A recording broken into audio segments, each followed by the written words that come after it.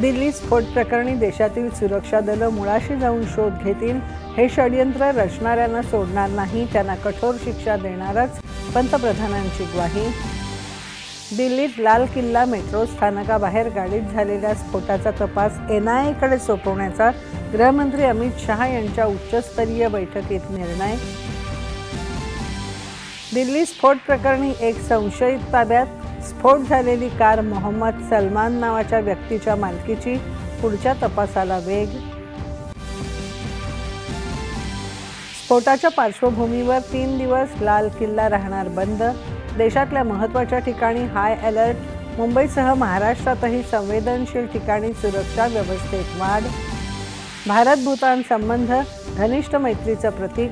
पंतप्रधानांचं थिंपू इथे प्रतिपादन. भारत भूतान दरम्यान 3 करार. 1020 मेगावॅट क्षमतेच्या जलविद्युत प्रकल्पाचंही उद्घाटन. बिहार विधानसभा निवडणुकीच्या दुसऱ्या आणि अखेरच्या टप्प्यात पुन्हा विक्रमी 67% मतदान. अनेक ठिकाणी मतदान 70%च्या पुढे.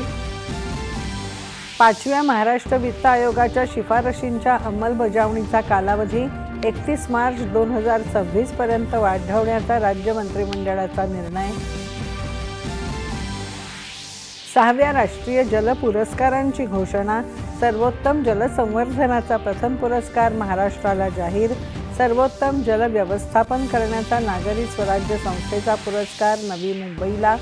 स्थानिक स्वराज्य संस्थांच्या निवडणुकीसाठी जागा वाटपासंदर्भात एकत्र मिळून निर्णय घेण्याबाबत महाविकास आघाडीच्या बैठकीत सहमती. आणि ISSF जागतिक नेमबाजी अजिंक्यपद स्पर्धेत पुरुषांच्या 10 मीटर एअर पिस्तूल प्रकारात सुवर्णपदक जिंकत भारताच्या सम्राट राणाची